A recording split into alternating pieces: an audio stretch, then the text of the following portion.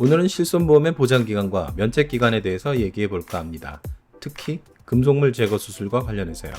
다음에 이어질 카톡 영상을 보면 이게 왜 문제가 되는지 아실 겁니다. 한번 보실까요? 그 전에 좋아요랑 구독 부탁드려도 될까요?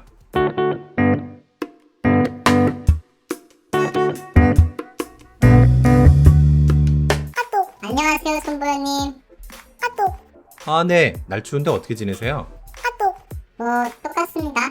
그나저나 이번에 핀 제거 수술을 받으려고요. 언제쯤이요? 근데 수술 날짜가 잘 안 잡히네요.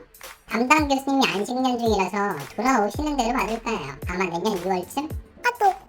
그러면 사고일로부터 1년 2개월쯤 되는 때 같은데요. 네, 아마도요. 금속물 제거 수술은 그렇게 복잡한 수술은 아니니까 다른 교수님께 받더라도 일찍 받는 게 어떨까요? 아니, 왜요? 저는 왜 무리해서라도 수술을 빨리 하라고 했을까요? 그건 실손보험의 면책기간이 있기 때문입니다. 면책기간이란 보상이 되지 않는 기간을 말합니다.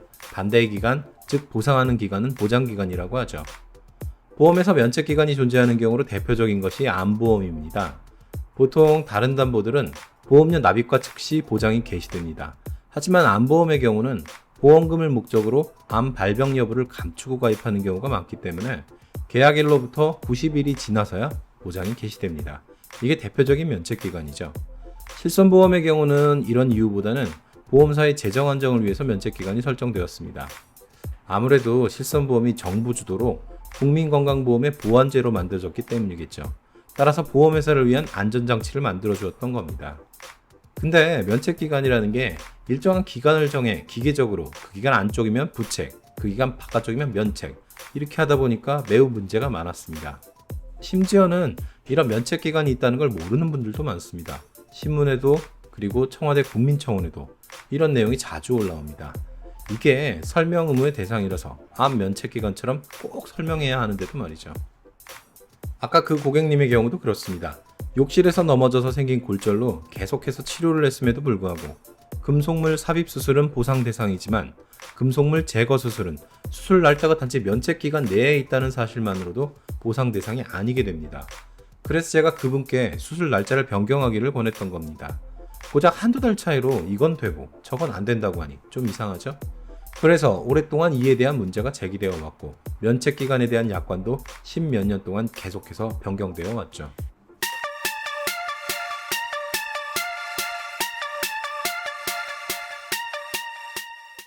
그래서 이런 면책기간과 관련된 약관의 변천사를 간단히 정리해 보겠습니다. 전에 자동차 보험 및 산재를 실손으로 청구할 수 있는가에 대해 연도별 실손의 변천사를 정리하면서 함께 다룬 적이 있었습니다. 그 연표를 가지고 설명해 보겠습니다. 일단 09년 10월 이전의 상해 의료비 시기에는 담보별로 면책기간이 다릅니다. 의료비 총액의 50%를 보상해 주었던 상해 의료비의 경우에는 오직 6개월만 보장합니다. 그 이후에는 보장하지 않습니다. 상해 입원 의료비는 오직 1년만 보장합니다. 역시 그 이후는 보상하지 않습니다. 질병 입원 의료비만 1년 보장 후 6개월의 면책기간을 가지고 그 후 다시 복원되어 보장하게 됩니다. 09년 10월 이후부터 16년 1월 이전에 실손 표준화, 표준 선택 시기는 상해 질병에 구분 없이 1년 보장 후 3개월간의 면책기간을 가집니다. 면책기간 후에는 보장기간이 다시 복원됩니다. 이 시기가 가장 많은 계약이 속해 있는 시기로 대부분의 분들이 여기에 속합니다.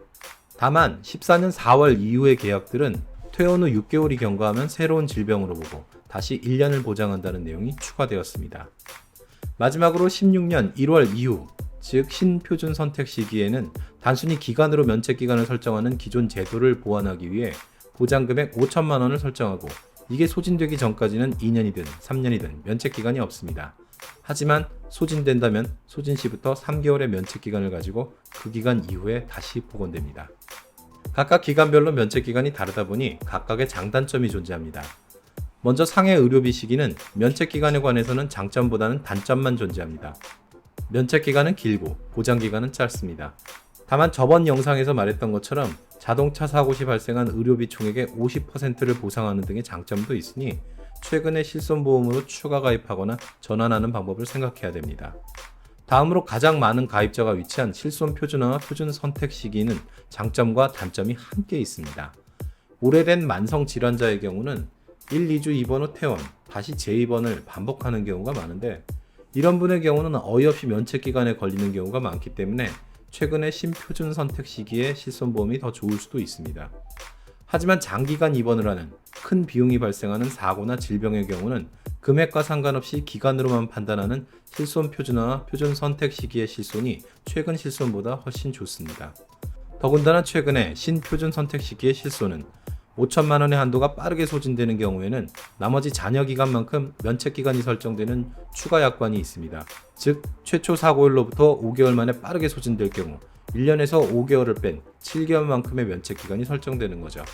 따라서 정리하면 상해 의료비 시기의 보험이 아니라면 면책 기간을 이유로 굳이 갈아타야 할 필요는 없을 것 같습니다. 다만 본인의 보험이 실손 표준화와 표준 선택 시기에 속한다면 면책 기간에 주의하면서 치료 일정을 계획하는 것이 좋을 것 같습니다. 손해와 보험연구소. 돈 내는 보험에서 돈 받는 보험으로 보험금 지급만 연구합니다. 자, 요약 정리 들어갑니다. 실손의 면책 기간은 보험사의 재정 안정을 위해 만들어졌지만 그 적용의 불합리 때문에 여러 차례 변화되어 왔습니다. 16년 1월 이전 가입된 실손보험은 단순히 기간으로만 면책 기간을 따집니다. 따라서 재수술이 필요한 경우는 수술 날짜가 면책 기간 내에 걸리지 않도록 주의해야 합니다. 오늘 영상이 도움이 되셨다면 아래 좋아요와 구독 버튼 눌러주세요. 또 네이버 밴드에서는 좀 자주 소소한 얘기를 하고 있습니다. 아래의 링크를 참조해주세요. 저희는 교통사고, 후유장애, 진단금, 산재 및 근재, 그리고 각종 면부책에 대한 상담을 전문으로 합니다. 상담을 원하시거나 교육을 원하시는 분은 네이버에서 손해와 보험 연구소를 찾아주세요. 들어주셔서 감사합니다.